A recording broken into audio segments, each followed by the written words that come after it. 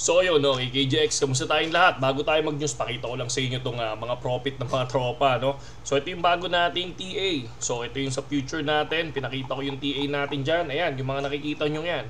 So far ito, episode April 25. So ito yung aming profit, mga kapatid. Sa episode April 26 today, ito si Biko, si Lumia, Vana, si Fizz, no? Apat lang yung TA natin kanina at ang update natin sa TA natin ay si Biko 31% to 50% ang naging profit ng mga tropa. Si Vana 22% to 30%. And then si Gala 35.71. So kasama pala si Gala dun sa TA natin. Siguro dun lang yun sa may nilagay lang natin sa may future dito sa area na to, pinabalikan natin, okay? So yung dalawa hinihintay natin, si Lumia and si Fizz. Si Fizz kasi bago lang, no? So tingnan natin kung magpo-profit yung mga tropa, no? Pero sa ngayon, ang dami nang naging profit sa atin. So pakita natin lahat dyan. So ito sa PNL. Okay? So ayan. Pero syempre, may talo din. Pero to, si Voxel, oh, 82%. Ito, may talo tayo dito, no? Negative 30. Ito yung sinasabi natin. Nababaan mo yan. Gawin mong 5 lang yan. Okay? So yung iba, ayan yung profit. Very good. Okay? So, sa mga gustong pumasok sa Telegram, pasok lang kayo, no? Nandiyan yung link natin sa description, no? Dapat under kayo ng BitGet sa link. And then, para at least kahit papaano, kasama na kayo dito na nagtitrade. Pero meron naman tayong alternative platform, no? Para at least makapasok kayo. Nandiyan din sa link natin sa description, mga kapatid. Okay? So, punta ngayon tayo sa Bitcoin. Ay, hindi. Ethereum muna tayo. So, ang ganda ng TA natin kay Bitcoin, ha? Tsaka kay Ethereum, pumasok yung TA natin, no? Lumipad si Bitcoin hanggang 95.9, okay? So, ito yung TA natin nung nasa kotse tayo, no? I think, kahapon. Okay? So, ngayon, tignan natin to. So far si Ethereum, ang nakikita kong support niya ay 1780. And ang resistance naman ay 1835. So, possible, pag na-break si 1835 at ma-break tong 1850 na to, no, ay 1840, possible lumipad na rin to, no? Basta may kasabay siya, basta sumabay sa kanya si BTC, mga kapatid, no? Ito yung Ethereum natin. Kung titingnan naman natin kay BTC, ayoko na si Pi Network kasi alam mo siya. So ano na tayo dyan, tapos na tayo. BTC, bumalik siya ng 94,161, pero after niyang lumipad, no? After niyang lumipad ng 9570 o 95,770, mga kapatid. So, ang laki ng nilipad niya, no? So, tingnan natin to. So far, ang nakikita kong support and resistance, 93.7. No? Pag bumaba ng 93.7 yan, possible, bumalik ulit tayo dito sa area na to, na si 92.8. No? Pero sa ngayon, malayo pa yan. Pero pag na-break niya, si 95.300, mga kapatid. Pag na-break niya to, si 95.300, possible, ayun na.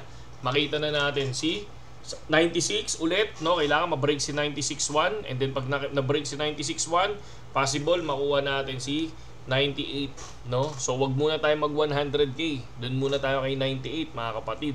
So yan yung TA na ginagawa natin, and then yung mga meme coins nandoon lang sa Telegram, doon lang natin pinopost yun. Okay? So based naman sa liquidation heat map, ang daming pwedeng i-liquidate dito sa dulo, no? So possible, no? Malapit siya dito, possible baka kunin niya muna yan. O baka umabot pa tayo ng 93.2.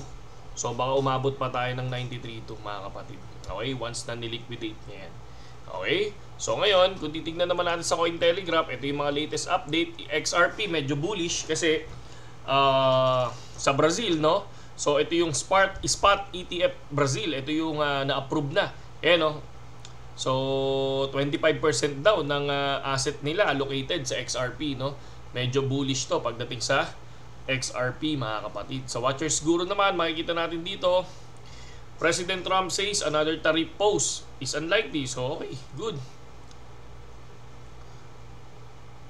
Is unlikely, no? So President Trump. And then ito, Sec Chair Paul Atkins says the crypto sector deserve clear regulation. So si Paul Atkins, ano yan, no? Pro Bitcoin. Okay, pro crypto yan, no?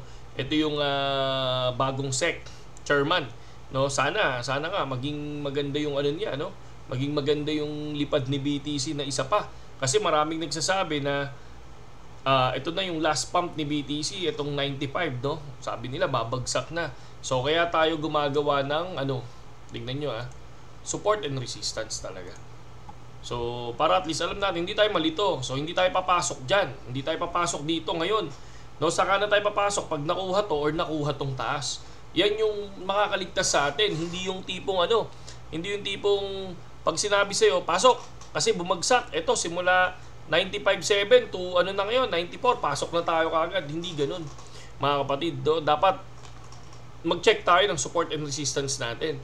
So, ibig sabihin, pagka bumaba dun sa area na yun, di pasok tayo, di ba? Pag hintayin natin, kapag ayaw, di wait lang, di ba? Sabi nga nila, maging kalmado lang. Kasi once na wala, pagka kunyari ang ginawa natin, hindi tayo naging kalmado, anong pwedeng mangyari diyan, di ba? Pwedeng humantong saan? Sa sunog. Di ba? Dapat clear yung mind mo. Dapat nagsiset ka ng sarili mong support and resistance. Yan ang liligtas sa'yo. Ang dami nagsasabi na once na bumagsak lang, makakita ka ng red candle, short na kagad. Or long na kagad, di ba? So, hindi ganun. So, possible, baka bumaba pa yun. Di ba? Minsan may mga nakikita kayong gainer, may nakikita kayong loser. So, kung mapapansin nyo, minsan, uy, loser na to, pwede na tayo mag-long dito. Magugulat ka, bigla pa palang babagsak. Di ba? Uy, gainer na to. Tapos makikita nila, mag-short ka naman. Bigla pang lilipad, di ba? So, ayan yung isa sa mga sakit ng mga trader. Minsan, pag tinignan nila yun, gainer to, pwede to. So, ang hindi natin alam, kaya nilagay ng platform yan, para matukso tayo magkamali ng position. So, kaya hindi ako tumitingin doon. Ang ginagawa ko lang, gumagawa ko ng sarili kong support and resistance. Okay? So, yun lang naman mga kapatid, at pinapakita ko lang sa inyo kung ano yung ating support and resistance para at least maging updated kayo. This is April 26, 7:25 PM. Saludo sa inyo lahat.